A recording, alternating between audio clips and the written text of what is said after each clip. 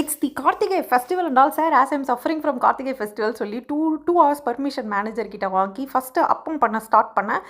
ஒரு யூடியூப் ஆண்டியை பார்த்து ஒரு டம்ளர் கோதுமை மாவு எடுத்துக்கிட்டேன். அதுக்கு 1/2 டம்ளர் வெல்லம் எடுத்து அப்படியே வந்து கொதிக்க வச்சு அதை வடிகட்டி ஊற்றினா அவ்வளோதான், முடிஞ்சுது. அப்பத்துக்கான மாவு ரெடி.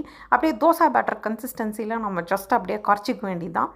கரைச்சிட்டு அப்புறம் லைட்டாக கொஞ்சம் சோடா உப்பு மட்டும் போட்டுட்டு சட்டி நிறைய எண்ணெயை வச்சு அதில் அப்படியே ஊற்றினா குஷ்பு இட்லி கேள்விப்பட்டிருப்பீங்க. திஸ் இஸ் கால்ட் குஷ்பு அப்பம். அப்படியே குண்டா கொழுன்னு வரும்.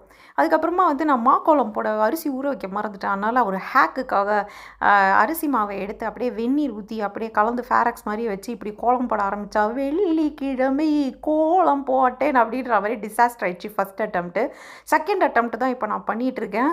காற்று தாங்க வருதுன்ற மாதிரி வெறும் தண்ணியாக ஒழுக ஆரம்பிச்சிருச்சு. என்ன பண்ணுறதுனே தெரியல. பார்த்தா ஐயோ டைம் ஆயிடுச்சே அப்படின்னு சொல்லிட்டு அப்படியே சப்புன்னு என்ன கையில் வந்ததோ அப்படியே வச்சு தீத்தி விட்டேன். அப்புறம் ரொம்ப ஹைத்திங் பண்ணி என்னோடய டைல் ஒன்று அழகாக இந்த மாதிரி ஒரு டிசைனர் டைல் இருந்தது, அதை சுற்றி அப்படியே சப்புன்னு ஒரு டாட் மாதிரி வச்சுட்டேன். அப்புறம் இதை புது அகல் விளக்கெலாம் வாங்கினா எண்ணெய் ஒழுகுதா அப்படின்னா நீங்கள் இந்த மாதிரி நெயில் பாலிஷை உள்ளேயும் பின்னாடியும் போட்டிங்கன்னா அது வந்து ஒழுகாதான். இது எங்கள் அம்மா சொல்லி கொடுத்த ஹேக். ஸோ நெயில் பாலிஷ்லாம் போட்டு ரெடியாக வச்சுருந்தேன். விளக்கு ரெடி ஆயிடுச்சு. இப்போ நம்ம வந்து குங்குமம் வைக்கணும் ஃபஸ்ட்டு.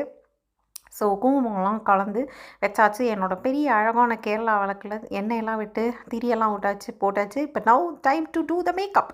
எல்லாம் பண்ணி நான் வெரி சிம்பிள் மேக்கப். லைட்டாக ஃபவுண்டேஷன்லாம் போட்டேன், சாரீ கட்டினேன், ஜுவல்லரி போட்டேன், லிப்ஸ்டிக் போட்டேன். Already now we are going to light the lamp. அப்படியே பார்த்தீங்கன்னா அந்த பொரி உருண்டை வந்து நான் பண்ணதில்லை, எங்கள் மாமி எனக்கு கடனாக கொடுத்தது. அதை வாங்கி கொண்டு வச்சிட்டேன். குஷ்பு அப்பத்தை வச்சுட்டேன். வாழைக்கெல்லாம் ஏற்றியாச்சு. Already now it's let's go அப்படின்ற மாதிரி போயிட்டு அந்த சப்புன்னு ஒரு கோலம் போட்டோம்ல டைலுக்கு மேலே, அதுக்கு மேலே இந்த கேரளா விளக்க வச்சு, ஏன்னா photo shooting is very important அதனால் வந்து சரின்னு ரெடி பண்ணிட்டேன்.